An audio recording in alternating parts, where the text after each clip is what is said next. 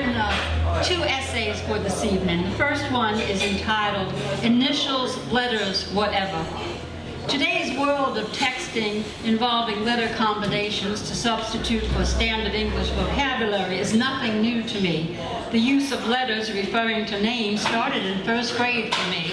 Well, actually birth, if you read my birth certificate. Now, by letters, I don't mean the random letters of the alphabet, but the use of initials as full names. Only a Southerner can understand that this is perfectly acceptable, except for the East Coast. When in first grade, the teacher had the students write their parents' names down, I got in trouble on the very first day of school. Having skipped kindergarten, I did not yet know the ropes. "Dear, those are your father's initials. We need his name," said the teacher. "Ma'am, that is my daddy's name," I said. She persisted as if I were stupid. "Those are initials, not a name." "No, ma'am, it's his name." The teacher reciprocated with the order, "Go to the office." Now, when you are a first grader and ordered to a principal's office by yourself, this is akin to the death march. For the halls are empty, shadowy, and long. I'm being sent to the place that has a high counter where people put glasses on the tip of their noses and peer down at you. The place where bad children go. I am not a bad child. Somehow, Daddy had made serious trouble for me, and he wasn't here to take the punishment. Life was not fair. Gulping, I slowly opened the door to the office, sat in the nearest chair, and waited. Finally, upon being noticed, a baffled secretary stared at me. "Why are you here?" she asked. "Teacher sent me." I was trying not to cry. "Why?" "She doesn't like my daddy's name." "What?" I rose and walked slowly to the counter partition, peered over, stood up on my toes, stretched and whispered, "Daddy's name is RQ, so teacher sent me here." "Don't worry, I'll look up your father's name for you and send you back. What is your last name?" I felt defeated and answered Dees. She delved into the files and looked up confused. "It has here your father's name is R.Q. I'll phone your home." I said nothing, deciding there was no point in it. She hung up after speaking to my mother and said, "Yes, it is R.Q. I nodded in agreement. "Yes, ma'am." It must have been the ma'am that did it, because she walked towards me with a little smile playing on her lips. "Are you from the South?" "Sorta, ma'am." "Where was your father born?" "Mississippi, ma'am." She smiled. "Well, that explains everything. I'm going to write you a note, and you can take it back to your class. Everything will be fine." But when I handed the teacher the note, she read it, raised her eyebrow, and wrinkled her nose as if she was having a problem with a booger. But she finally let me sit in my seat and left me alone. It became an annual ritual until the principal put a halt to it by informing the teachers ahead of time that they should be aware of differences. I knew this because the fourth grade teacher gave me a curt nod. "Oh, I heard about you from the principal. You don't have to fill out any forms." When I took my seat, the other kids looked at me in awe. Yes, it is true, nobody messes with the daughter of an RQ. Now, one would think that this childhood experience would have forewarned me that there could be a shadow looming over me regarding initials, letters, or whatever, the possibility plaguing me in the future. But I, being the eternal optimist, it had never occurred to me that some people would sense a problem and victimize me. My New York City step-uncle had me convinced for years that he worked as FBI. He had served in the military as security forces, and after being discharged, always left the house well-dressed and occasionally took trips. He had no office, but the FBI does not exactly advertise locales. He told me he worked as FBI, and it wasn't until his approaching death that he whispered the truth. "I am sorry that you could never be brought into the FBI, but after all, you are not a full-blooded Italian." What a wise guy, may he rest in peace. But letters of word abbreviations can also become an embarrassing thorn in one's side. I mean, take IHOP, for example. I'm an adult now. I've caught on, and everyone, even I know, that IHOP stands for International House of Pancakes.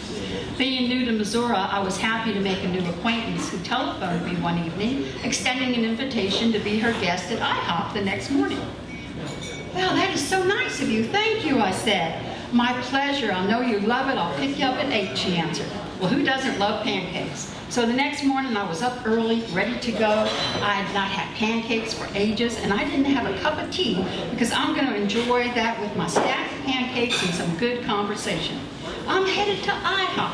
It's Thursday morning. I'm going to enjoy pancakes dripping with syrup, my hot tea, and pleasant conversation. Yes. And how thoughtful and kind of Carol to think of a childless widow and want to take her out for breakfast. Goes right along with James 1:27. This is going to be fun. Well, Carol drives us to a parking lot, but I don't see the IHOP sign. I ask where it is. She points to a building, and there I read, International House of Prayer. I smile wanly, for I'm at the other Kansas City IHOP. There is nothing that I can say as we enter to worship and pray. I pray so sincerely I am moved to tears. People take seats closer to me thinking I'm receiving a special anointing. In a way I am, but fortunately for me they cannot hear my heart's desire because I am praying diligently. Lord, please forgive me. I am so hungry. I do love you, but please, Lord, let her take me for pancakes when we get out of here. My flesh is programmed for breakfast, not fasting and prayer. And a cup of tea, Lord. A supernatural shot of tea at this moment would be appreciated. Lord, I love you deeply. I'm committed to you.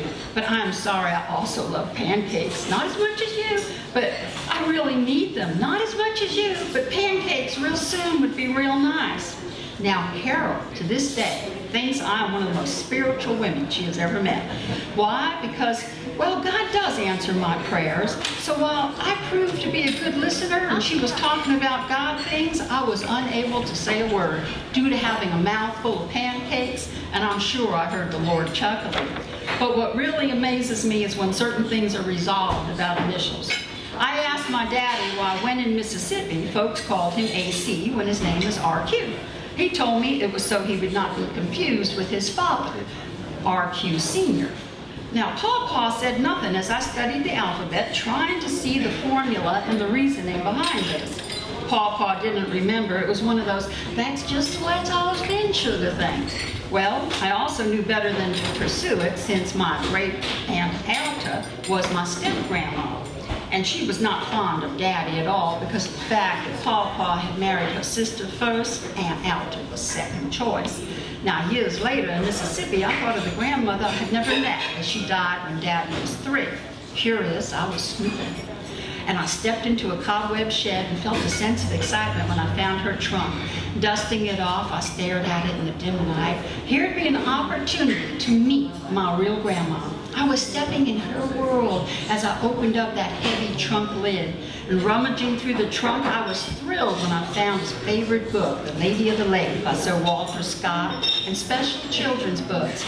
I laughed when I found her note to buy a Western, The Flaming Apache Arrow. The delight upon discovering she was a reader was suddenly secondary when I found her personal notebook. Favorite poems and songs had been written down, along with notes on running the household and a pattern for a magnolia quilt block. Caring little about the dirty shed, I sat and read the notebook. And then I found it. In her writing, the recorded birth of her baby boy. With date and time, she had carefully written out RQ, spelled A-R-R, capital C-U-E, RQ, a.k.a. AC. This is why those of you are blessed who have children and grandchildren, because everybody needs a grandma or a grandpa to explain the life of letters and initials.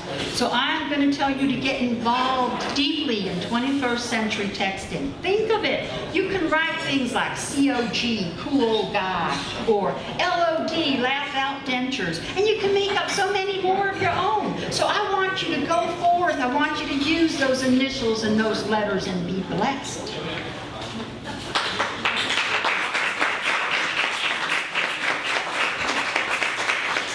My second little piece is called Meanings. One thing I did not understand as a child was country expressions. I don't mean accents, but phrases. I understand the meaning. My curiosity laid in the relationship to the speaker. My Southern relations seem to have cornered the market on expressions that initiated my interest in semantics. Well, for example, when Daddy said it was colder than a well-digger's ass, I didn't even want to inquire on how he knew how cold that was. Nope, I was not going there. Or when someone said the second cousin David was meaner than Cat Cute, I mean, I just marveled. How did these people even know Cat Cute had emotions? I was most fond of what I call word pictures. When Pawpaw said that when my grandma was alive, she couldn't beat him off with a broom. I understood how much he really loved her.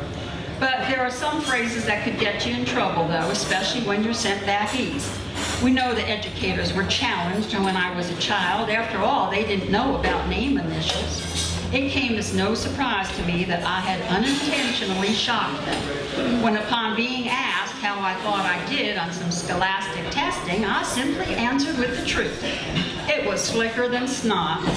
Now, I didn't really know how slick snot was, but I finally understood that sometimes things needed to be explained with a little embellishment. But Mother disagreed. This is when she got seriously involved in my speech and vocabulary. The woman was relentless. I was ordered to carefully use the appropriate word for a young lady, as no common language would be tolerated. The only problem was Mama did not understand that certain words lacked the necessary power to communicate. She insisted that I never, ever say but or ask. The proper word was derriere. Now, when I found out it was French for but or ass, I asked her why I had to say it in French if it meant the same thing. And her response was simple. It was that it sounded less vulgar. Well, little did she understand that if I was going to threaten my neighborhood foe with the menace of whooping his derriere, laughter would ensue rather than intimidation. Then again, if Mother had even thought that I was thinking of whooping somebody, I might not be able to sit on my derriere. So when in high school I told my friends I was going to register my vehicle, they laughed at me and said normal people say car. Now life has a funny way of turning things around though. My husband, he had no Southern roots, and I would later discover that he had borrowed the expression from an old-timer entertainer by the name of Tennessee Ernie Ford. It worked, because when he said, "You are cuter than a speckled pup under a new red wagon," I knew I'd found my soulmate.